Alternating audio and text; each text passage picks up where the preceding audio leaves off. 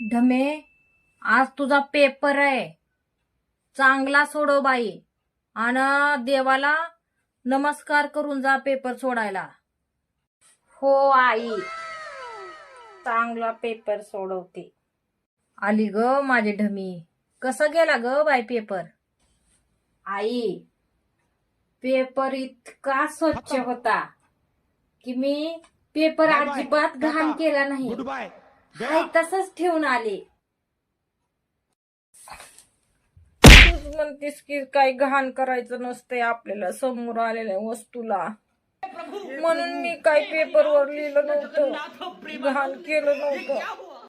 अगे म्हशे, तुला पेपरात असं म्हणलं नव्हतं घाण करू नको वगैरे. ती घाण नसतं, तो अभ्यास असतो. मी घरचं म्हणत असते तुला आवरायचं. घोडी एवढी 5 वर्षाची 7 वर्षाची झाली आहे, पण अक्कल नावाची चीजच राहिली नाही काही.